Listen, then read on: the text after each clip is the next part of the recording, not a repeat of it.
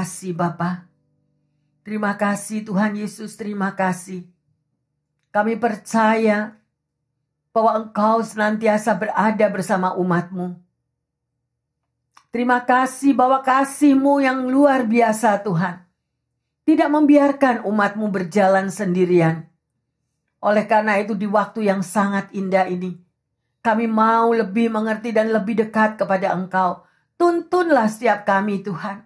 Bimbinglah setiap anak-anak-Mu ini. Agar apa yang menjadi kehendak Tuhan boleh terjadi di dalam kehidupan setiap kami. Terima kasih Roh Kudus. Pengurapan-Mu boleh turun atas hamba-Mu dan atas semua pendengar dan jemaat yang Engkau kasihi. Sehingga kami boleh mengerti bahwa apa yang Engkau katakan menjadi berkat yang luar biasa bagi kami semua. Di dalam nama Tuhan Yesus, hamba berdoa yang percaya dan siap menerima sesuatu yang baru mengatakan, amin, amin, amin. Yang terkasih silakan duduk. Saya ucapkan kepada setiap kaum wanita pilihan Allah yang ada di sini, Happy Mother's Day. Ya, amin. Sungguh Tuhan kita adalah Tuhan yang luar biasa. Kita akan belajar pada hari ini yang terkasih. Saya percaya semua bersuka cita, semua merasakan bahwa Tuhan sangat mengasihi umatnya. Amin. Juga para pendengar dimanapun Anda berada, ingatlah bahwa Tuhan sangat mengasihi dimanapun Anda berada. Kita akan belajar pada siang hari ini, yaitu tentang wanita pilihan Allah. Saya berharap bukan cuma para wanita yang menjadi pilihan Allah, tetapi juga para pria menjadi pilihan Allah. Amin. Ya, next month kita akan juga merayakan Hari Father's Day. Ya, oleh karena itu persiapkan dirimu, para bapak-bapak dimanapun atau yang masih jomblo tetapi pria. Siapkan hatimu ya, Tuhan mau memberikan sesuatu yang indah juga. Bukan cuma untuk para wanita tetapi juga untuk para pria. Apa artinya wanita pilihan Allah yang terkasih? Ya, wanita pilihan Allah adalah seorang wanita yang sudah memang benar-benar dipilih oleh Tuhan. Karena Tuhan gak pernah menolak kita, amin. Ya, dan menjadi wanita pilihan Allah. Khususnya mereka akan meletakkan kepercayaannya ya kepada Tuhan. Dan akan membuat dirinya tetap kuat di dalam serangan kehidupan, di dalam bergejolaknya masalah yang bertubi-tubi. Ya, up and down, baik di dalam keluarga, mengurus suami, mengurus anak-anak, belum keadaan ekonomi atau keadaan zaman yang gonjang-ganjing. Belum lagi di dalam hubungan relationship atau apapun pertemanan. Kadang-kadang yang membuat iman seorang wanita itu menjadi takut, goyah, cemas, khawatir. Ya. Tetapi bagi dunia, mereka itu memiliki penilaian tersendiri kepada para wanita. Ya, kita tahu itu jadi perbedaannya. Ya, kalau dunia itu pasti akan memuji kecantikan wanita, keglamuran hidupnya, kehidupannya yang berprestasi atau segala macam selera dunia. Ya, tetapi sebagai wanita pilihan Allah, saya percaya Tuhan melihat hatimu dan hatiku. Tuhan melihat inner beauty di dalam hati seorang wanita yang saleh. Amin. Bukan penampilan luar aja yang terkasih, tetapi inner beauty. Di mana ada kasih Bapa, di mana ada kasih yang sedemikian rupa. Seorang wanita pilihan Allah yang memiliki inner beauty, dia pasti rela berkorban untuk sesamanya. Pasti dia memiliki kasih seperti kasih Bapa di surga. Ada amin yang terkasih? Ya. Oleh karena itu, daya tarik dunia itu seringkali menjebak para wanita sehingga hidupnya keluar daripada jalan Tuhan, keluar hanya untuk hidup berprestasi secara dunia, ditarik sedemikian oleh dunia, dan hidupnya apapun penilaian tentang dunia itulah yang menjadi kebanggaannya.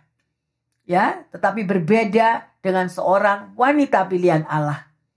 Dia akan hidup sesuai dengan apa yang firman Tuhan katakan. Ayo kita baca Amsal 31 ayat 30. Kemolekan adalah bohong dan kecantikan adalah sia-sia. Tetapi istri yang takut akan Tuhan dipuji-puji. Puji Tuhan, rekam ini ya. Firman Tuhan ini bagi para jomblo yang pria. Ya, jomblo-jomblo pria. Kalau Anda mau mencari istri, pegang ini. Ya, sudah dikatakan di situ. Kemolekan adalah bohong. Kecantikan adalah sia-sia. Tetapi istri yang takut akan Tuhan dipuji-puji. Ada amin? Jadi makanya kalau Anda para pria yang jomblo cari Tuhan terlebih dahulu sebelum cari istri. Supaya nggak salah pilih. Amin? Ya, haleluya. Ya, jadi kita melihat seorang wanita yang takut akan Tuhan, itulah yang Tuhan kehendaki. Menjadikan doa sebagai nafas hidupnya. Jadi kalau kita bisa makan 3 kali sehari, demikian juga kalau kita berdoa yang terkasih. Anda berdoa itu bisa setiap saat. Ya, Anda lagi beristirahat, Anda bisa berdoa memuji Tuhan. Anda di restroom, Anda bisa juga. Dan dikatakan kalau Anda lagi mencuci baju, memasak, apapun, kita bisa menyanyi, kita bisa memuji Tuhan, mengagungkan nama Tuhan ya. Sungguh luar biasa. Ya. Jangan kita sebagai wanita ya atau sebagai pria, kita hanya berdoa kalau pada waktu kesusahan. Jangan kita berdoa berseru-seru kepada Tuhan hanya kalau kita ada masalah yang terkasih. Ya. Jadikanlah doa itu sebagai nafas hidup Anda dan saya. Ya, ayo kita mencontoh daripada Yesus sendiri. Bagaimana Yesus itu berdoa yang terkasih? Dia bangun pagi-pagi buta, mencari tempat yang sepi, ya, dan dia berdoa kepada Bapaknya. Kalau Yesus aja sendiri melakukan rutinitasnya, padahal dia melayani di dunia cuma 3,5 tahun ya. Tetapi itulah yang Yesus lakukan. Lah kita yang menjadi anak-anak Tuhan pilihannya kok kita nggak mau melakukan itu. Kita nggak mau bertemu dengan Tuhan. Ya, luar biasa yang terkasih. Oleh karena itu, para wanita pilihan Allah, jangan mengandalkan kekuatanmu sendiri. Jangan kita memakai pikiran kita sendiri. Sehingga kita mendidik anak memakai pikiran kita sendiri. Ya, bekerja. Seorang wanita yang bekerja juga ya melakukan apapun dengan kekuatan sendiri. Saya katakan berkali-kali. Wanita oleh dunia, kita ini sudah mempunyai predikat seorang yang lemah. Pria lebih kuat. Tetapi di dalam Tuhan berbeda. Wanita yang kuat adalah wanita yang selalu memiliki hubungan pribadi dengan Tuhan. Sehingga dia memiliki talenta-talenta khusus. Kita bisa melihat bagaimana Mother Teresa. Ya, Mother Teresa sebagai seorang nun atau sebagai seorang suster. Ya, dia keluar dari biaranya. Di tempat dia melakukan pekerjaannya sehari-hari. Sampai dia keluar dan dia mendirikan sebuah grup charity tersendiri. Bagaimana penilaian Anda dan saya? Apakah Mother Teresa itu seorang wanita yang ambisi? Ataukah Mother Teresa itu seorang yang wanita karier? No.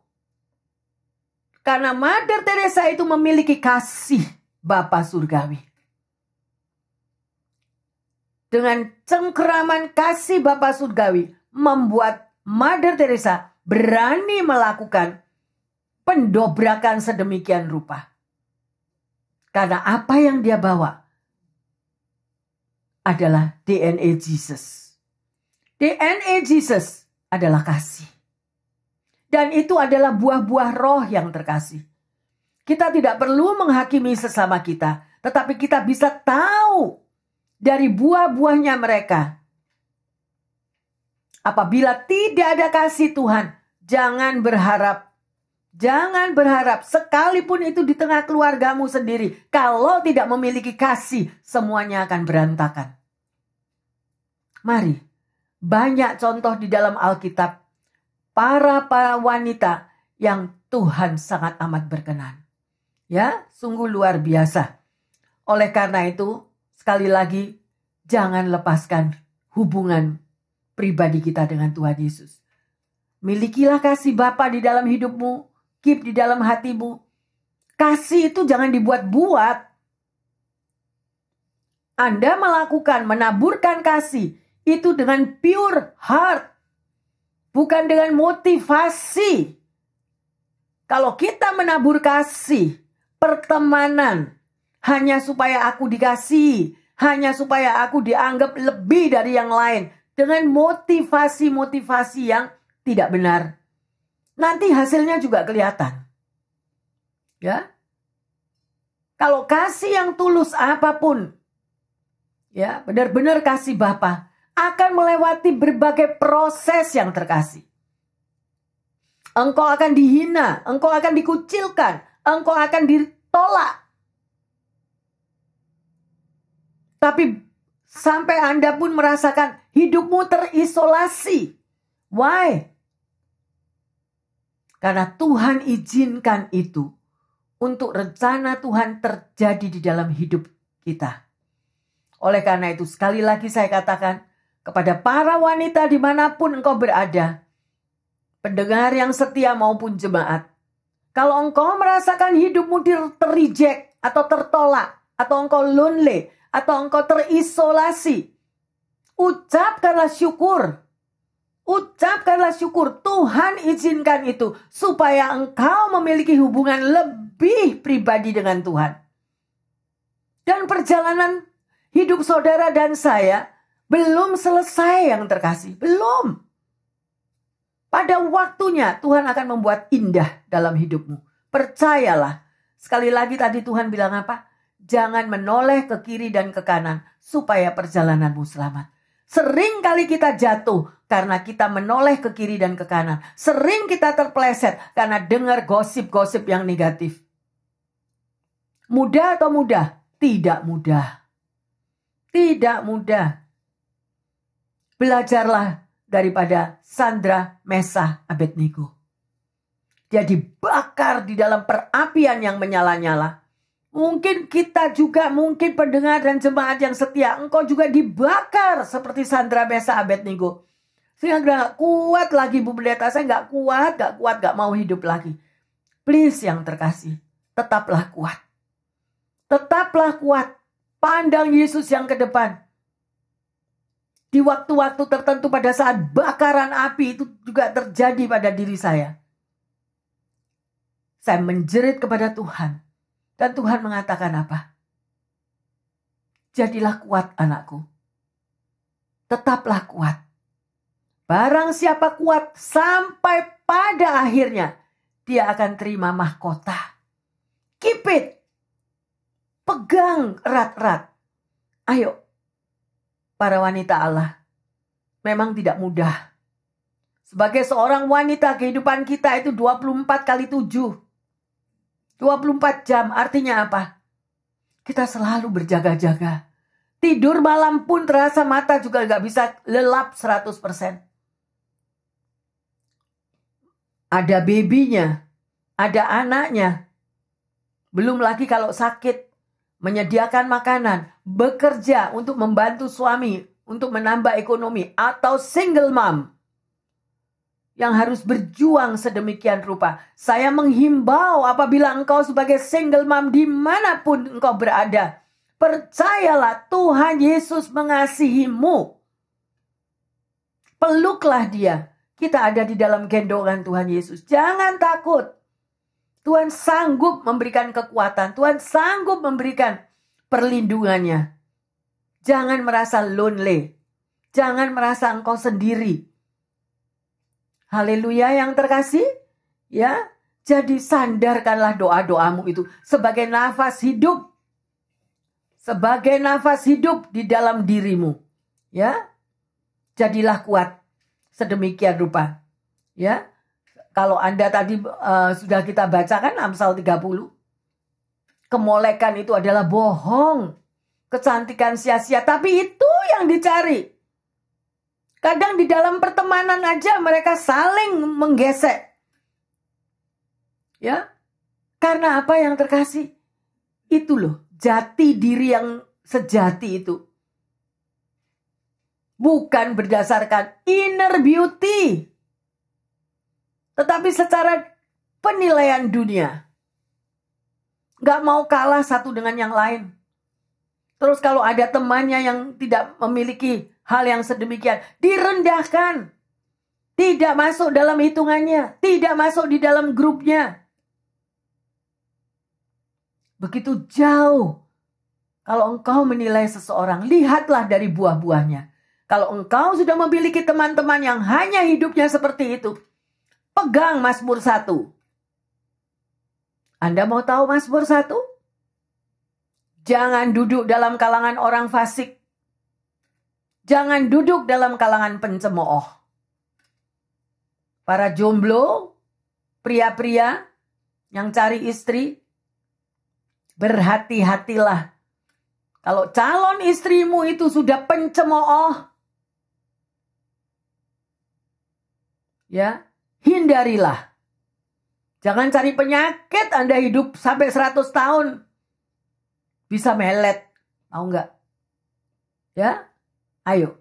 Pakailah rambu-rambu dalam firman Tuhan. Apakah itu juga punya kaum wanita aja, Bu Pendeta? No. Jomblo-jomblo wanita juga gitu. Bahkan ada yang sharing. Itu orang laki ya. Tapi ampun mulutnya. Dari Sabang sampai Merauke kalah yang perempuan. Yang perempuan diem aja. Yang laki itu CNN. Hah? Ya, beraneka ragam. Kaum pria, engkau juga harus memiliki inner beauty yang benar. Takut akan Tuhan. Berdiri atas firman Tuhan. Ya, supaya hidup kita diberkati. Sedemikian rupa. Jadi, dua hal yang terkasih ya. Sebagai wanita pilihan Allah, engkau mau hidup bagi dunia, mengikuti cara dunia, atau engkau hidup sesuai firman Tuhan. Ya, sebagai seorang ibu yang takut akan Tuhan, dia akan melakukan tugasnya berdasarkan kasih Bapa. Kasih itu apa? Kasih itu mau berkorban. Love is sacrifice. Kalau kita tidak ada pengorbanan, baik di dalam pergaulan, baik di dalam keluarga, baik sebagai seorang ibu, makanya saya selalu katakan, buanglah spirit me, I, mine. Aku mama, aku yang harus diperhatiin. Aku istri, aku yang harus diperhatiin. No. Semuanya itu proses. Lakukanlah seperti apa yang Tuhan katakan. Ya, yang terkasih, ayo kita lanjut. Ya, bahkan Anda tahu kan, di dalam lagu pada waktu kita masih anak-anak, kasih ibu sepanjang masa. Seorang ibu yang sejati memiliki kasih Bapa dan kasihnya itu sepanjang masa. Ya, kita baca di dalam Yesaya 41 ayat 13. Sebab aku ini Tuhan Allahmu, memegang tangan kananmu dan berkata kepadamu, janganlah takut, akulah yang menolong engkau. Haleluya. Keep it ayat ini. Para wanita dimanapun engkau berada. Maybe engkau single mom. Maybe engkau belum menikah. Engkau merasakan takut. Bahkan yang sudah hidup seorang diri. Tuhan sudah memberikan, ini adalah janji Tuhan. Bukan janji daripada bos di tempat pekerjaanmu. Bukan ini janji dari suamimu. Atau ini janji dari anak-anakmu. No. Ini adalah janji daripada Tuhan. Raja di atas raja. Segala raja. The King of King and the Lord of Lord. Dia yang berjanji. Kok kita nggak percaya? Dia katakan apa? Sebab aku ini loh Tuhan Allahmu. Memegang tangan kananmu. dan berkata kepadamu, jangan takut nak, jangan takut, akulah yang menolong engkau.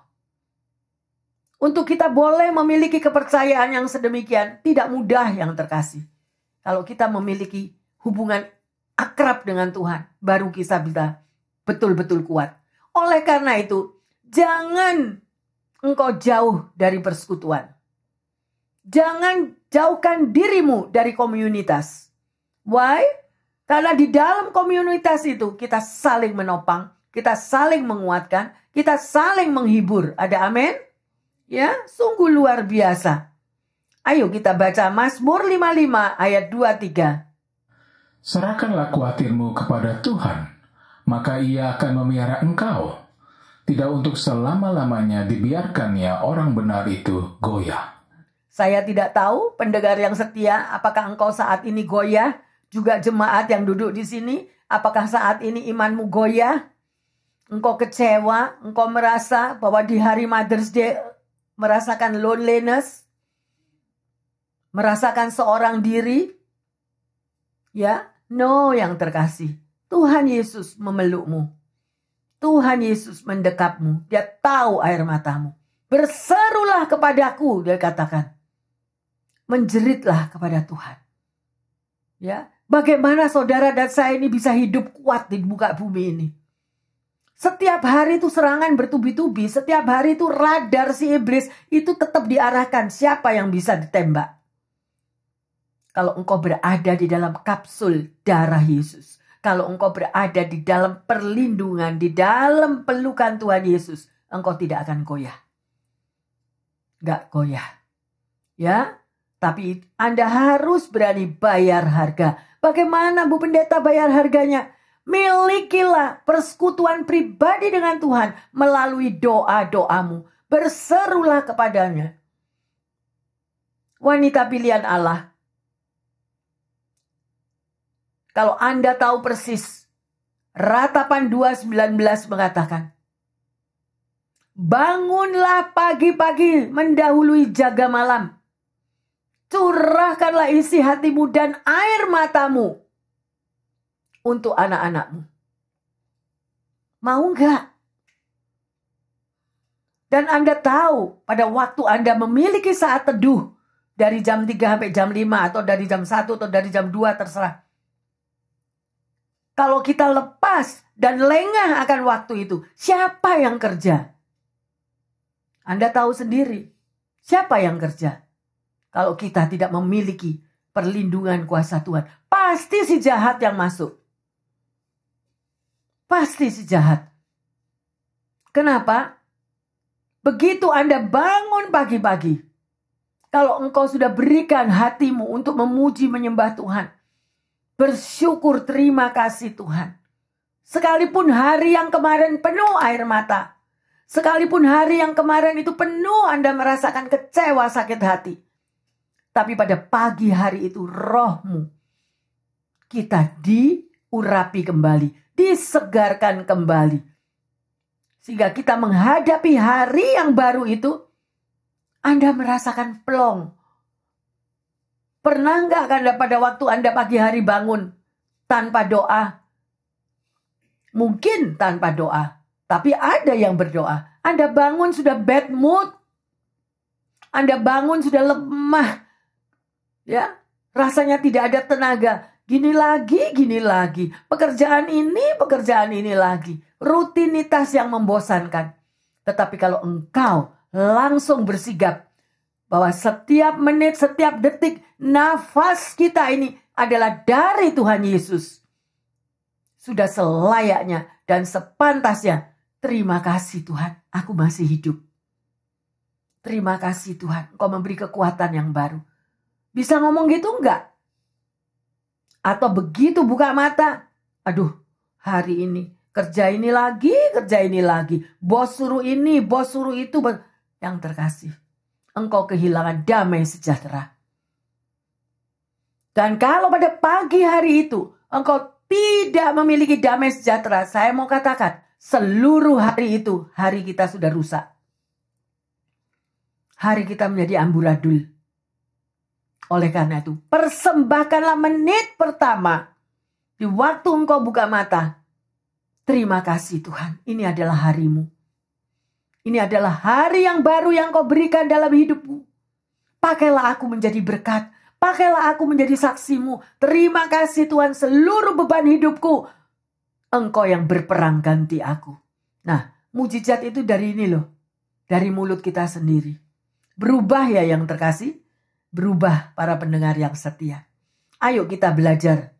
Ya, bagaimana hidup Anda sebagai wanita pilihan Tuhan. Kita mau berhasil menjadi berkat hidup di dunia ini. Kita tahu siapa Abigail. Semua tahu Abigail? Ya, mungkin saudara berkatakan, oh Abigail itu anak tetangga saya. Gitu. Tapi Abigail di Alkitab siapa? Abigail itu adalah istrinya siapa? Istrinya Nabal. Anda tahu siapa Nabal? Nabal adalah seorang yang sangat-sangat dursila. Orang yang greedy, orang yang keras, orang yang jahat ya. Saudara bisa baca sendiri di 1 Samuel 25. Ya. Pada waktu si Nabal berbuat salah kepada siapa? Daud.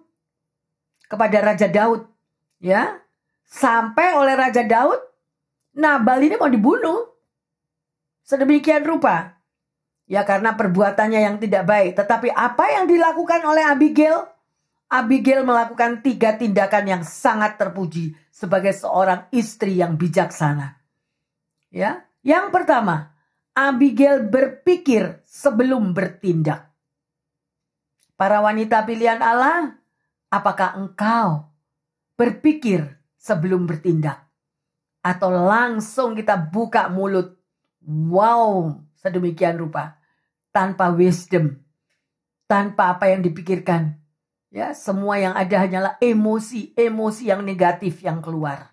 Kalau ada masalah. Dan itu sangat amat membuat masalah semakin kacau.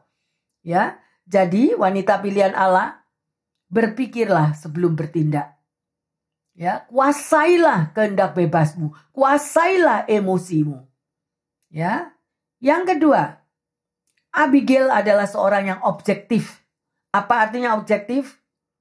Dia datengin si Daud. Bayangin itu gimana? Ya, karena Daud pada waktu itu sangat marah. Apa yang dia katakan?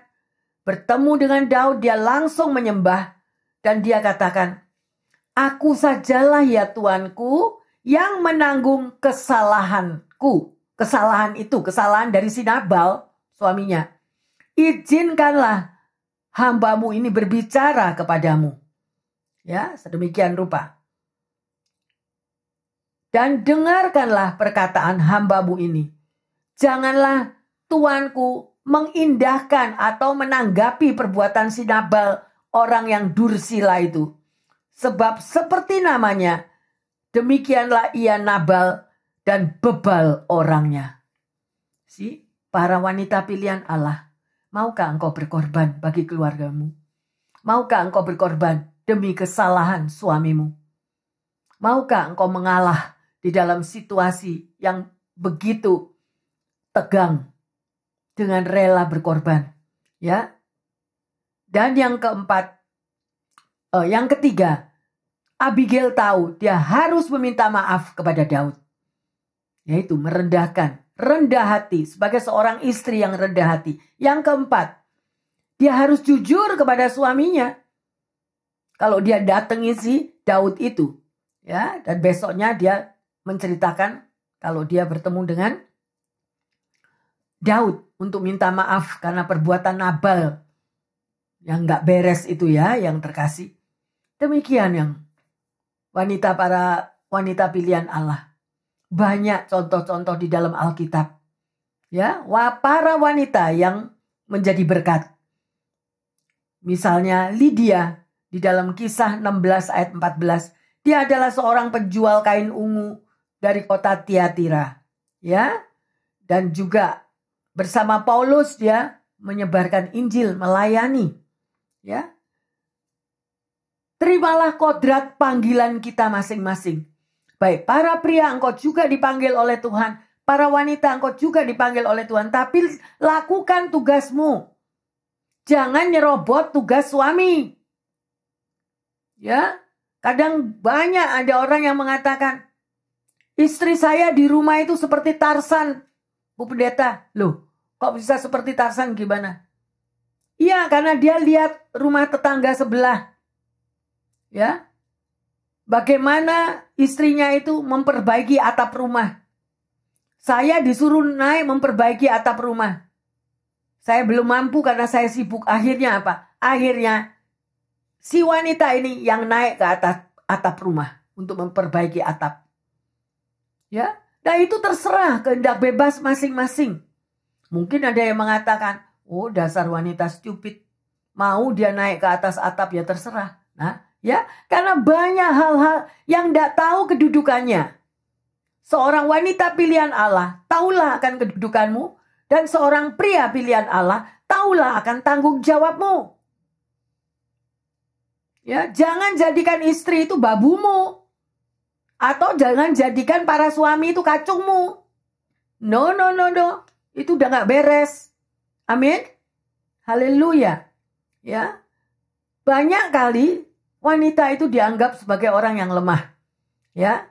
Tetapi sesungguhnya Tuhan memberikan kekuatan ekstra kepada kaum wanita. Oleh karena itu dia disebut sebagai seorang penolong. Ayo kita baca Mazmur 119 ayat yang ke-11.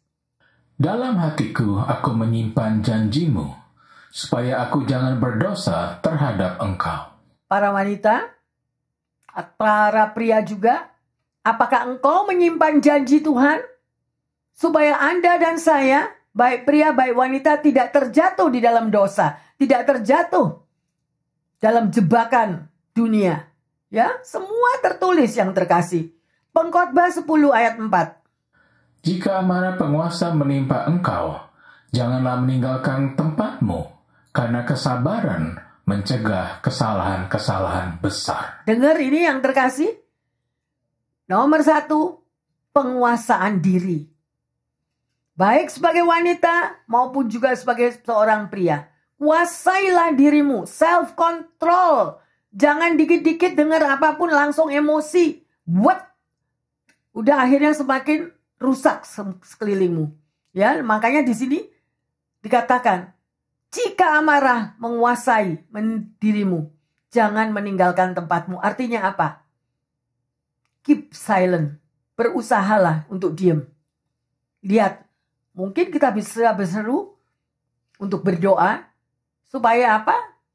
Karena kesabaran, kalau kita keep self-control, sabar, itu mencegah kesalahan-kesalahan besar. Ya, Alkitab semua mengatakan itu. Ayub 42 ayat 2. Aku tahu bahwa engkau sanggup melakukan segala sesuatu, dan tidak ada rencanamu yang gagal. Kalau Anda menyadari akan firman ini, bahwa Tuhan itu sanggup melakukan segala sesuatu, ya, dan Tuhan itu gak pernah gagal rencananya. Misalnya Anda sudah mendapat panggilan daripada Tuhan pada waktu Anda umur 30 atau 35. Tapi kita nggak gobres. Biarin panggilan itu udah nggak terurus. Biar sampai Anda umur 80 Tuhan tetap tunggu dan kejar. Dan hidup kita semakin amburadul. Why? Karena kita tidak melakukan panggilan kita. Jangan yang terkasih. Ya, jangan. Jaga benar-benar akan panggilanmu. Ya. Amsal 4 ayat 23. Jagalah hatimu dengan segala kewaspadaan, karena dari situlah terpancar kehidupan. Amin. Jadi menjaga hati itu sangatlah penting. Ya, menjaga hati untuk tidak terpengaruh daripada semua yang negatif. Menjaga hati supaya hati kita itu tetap lempeng dan melakukan firman Tuhan. Ya, kita bisa melihat di sini dikatakan, kalau kita bisa menjaga hati, maka terpancar kehidupan. Ayo kita belajar dari Maria. Ya, sering kali dikatakan yang terkasih, terutama yang mereka mengikuti Katolik. Orang mengatakan negatif, orang Katolik itu menyembah patung, orang Katolik itu menyembah berbagai macam-macam hal-hal yang statu-statu, patung-patung demikian. Tapi kalau Anda mau belajar akan sejarah daripada Katolik, ya, melalui Maria, itulah awal daripada gereja berdiri. Ya, kenapa kok Maria yang terkasih? Ya, karena pada waktu itu berapa ratus tahun yang lalu orang nggak bisa baca tulis. Karena nggak bisa baca tulis dan akhirnya dibuatlah patung. Gitu loh, ini loh yang namanya Yesus, ini loh yang namanya Maria, ini loh yang namanya malaikat. Nah, dibuat disitulah. Jadi ada sejarahnya. Orang yang nggak ngerti sejarahnya, mereka menghakimi. Oh, orang Katolik itu menyembah patung. Gitu, ya. Sedemikian rupa yang terkasih. Anda menjadi anak Tuhan. Terserah Kristen, Pentakosta, Protestan. Pegang akan firman Tuhan. Di mana pada waktu mujizat pertama terjadi. Bagaimana mujizat pertama? Yesus mengatakan apa? Kepada mereka yang mengubah. Di mana mujizat pertama itu air diubah menjadi anggur. Yesus berkata kepada pelayan itu. Dikatakan ini anggurnya habis. Gimana? Dan Yesus menjawab, waktuku belum tiba. Tetapi mintalah kepada ibuku Maria. Katakanlah kepada Maria terlebih dahulu. Nah, oleh karena itu, apakah kita dilarang sedemikian rupa untuk kita berdoa kepada Maria? Yesus sendiri loh yang ngomong. Yesus yang ngomong. Ya, oleh karena itu berhati-hatilah yang terkasih. Jangan kita menghakimi. Jangan kita kalau tidak mengerti, lebih baik jangan menghakimi. Bacalah firman Tuhan benar-benar. Ya, sedemikian rupa Maria. Mengapa kita juga melihat contoh Maria? Siapakah para wanita yang di sini? Atau jemaat pendengar dimanapun para wanita. Yang pernah mengalami penderitaan seperti Maria. Melihat anaknya dianiaya. Anaknya difitnah. Anaknya ditelanjangi, anaknya dikulitin, dihakimi, bahkan sampai ke atas Kalvari. Maria melihat sendiri bagaimana penderitaan Yesus. Kita aja sebagai mama, kita melihat kalau anak kita sakit, kita melihat kalau anak kita itu mengalami persoalan. Hati kita udah hancur, hati kita sudah senantiasa kasih ke mama, nak. Supaya kamu sehat. Kasih ke mama penyakitnya.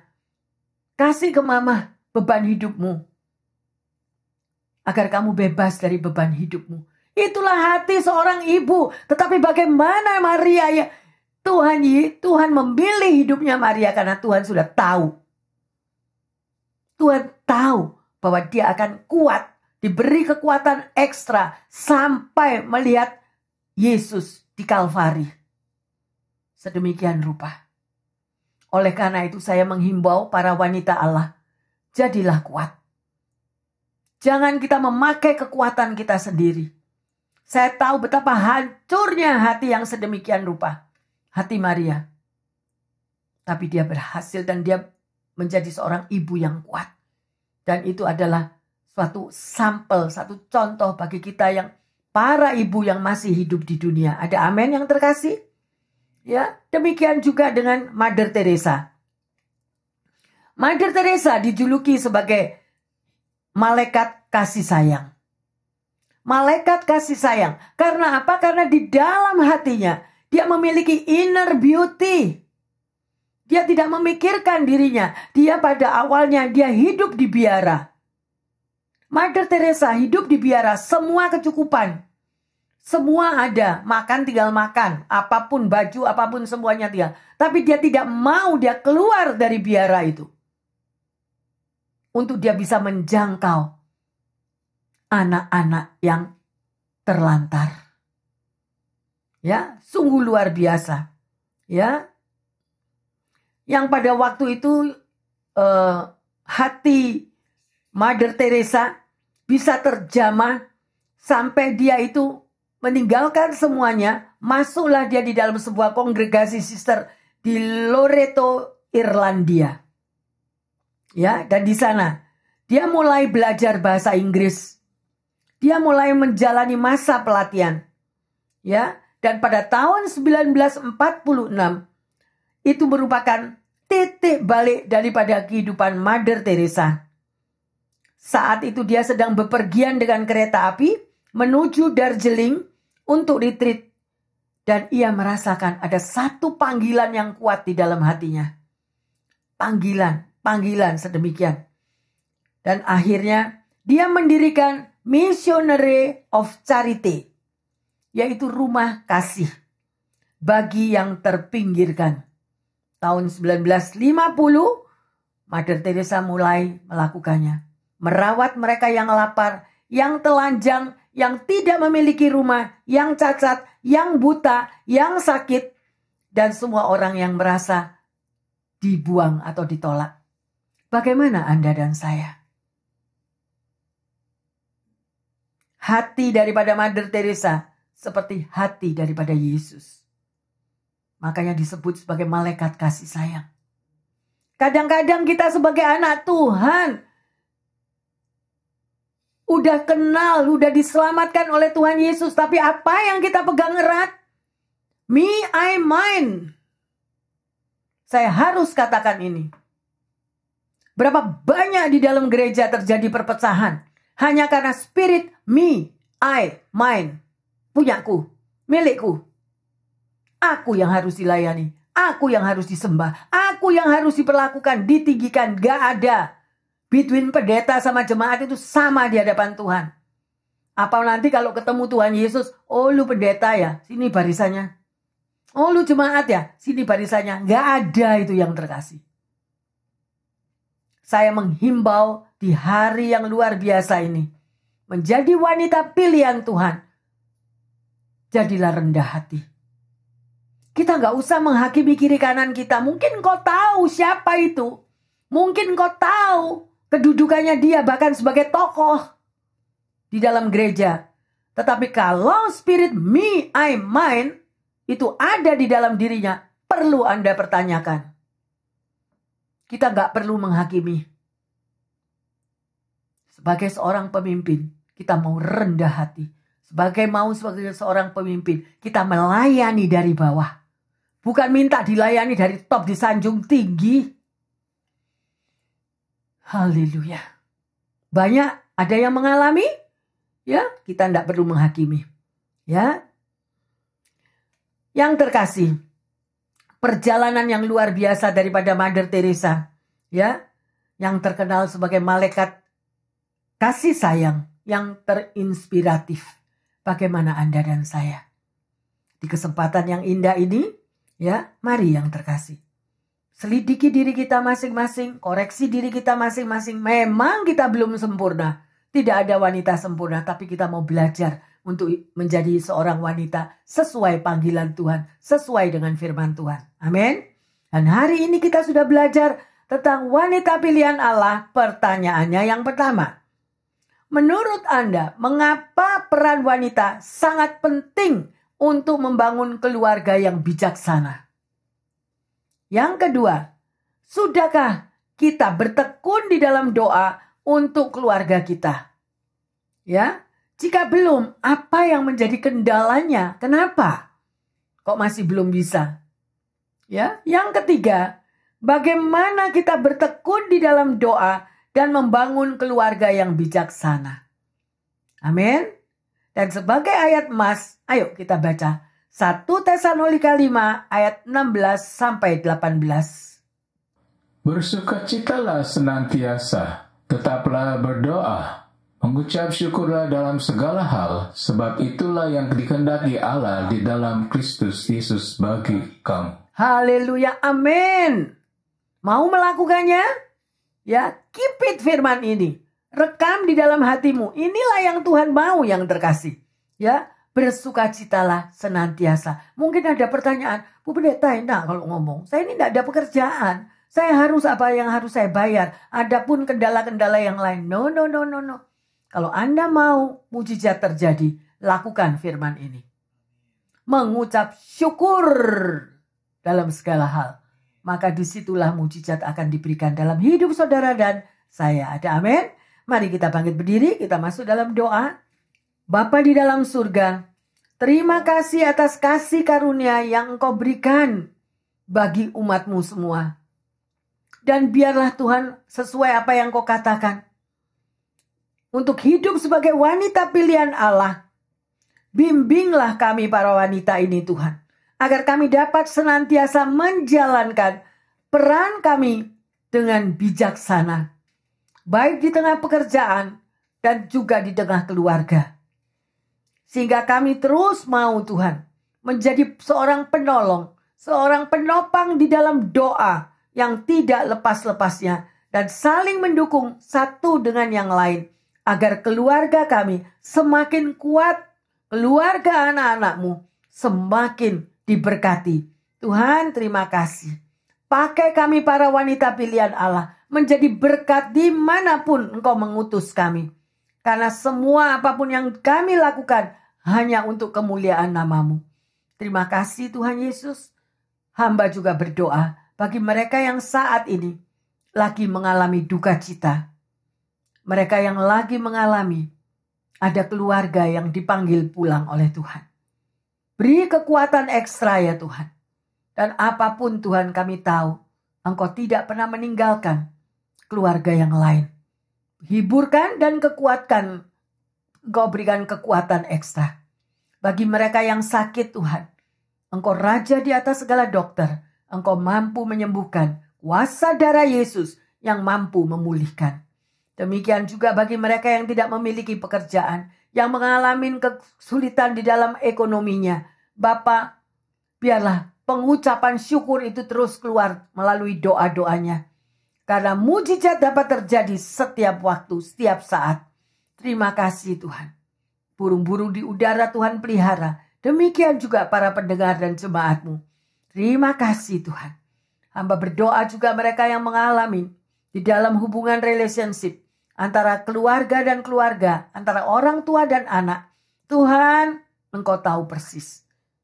Berikan mereka spirit mau mengampuni. Mau Tuhan rela senantiasa melakukan semua apa yang menjadi kehendak-Mu. Dengan kerendahan hati mengampuni sesamanya. Sehingga keluarga ini boleh dipulihkan dengan luar biasa. Terima kasih Tuhan Yesus. Kami mau semuanya, baik untuk wanita pilihan Allah, melakukan tugasnya, dan juga bagi para pria, juga menjadi pilihan-Mu sesuai dengan tugas masing-masing. Di dalam nama Tuhan Yesus, hamba berdoa dan mengucap syukur. Haleluya. Amin, amin, amin. Para wanita pilihan Allah, ingatlah bahwa kita ini memiliki kelebihan di dalam hal ketekunan, di dalam berdoa. Pergunakanlah itu untuk membangun kehidupanmu masing-masing. Ada amin? Tuhan Yesus memberkati semuanya. Haleluya.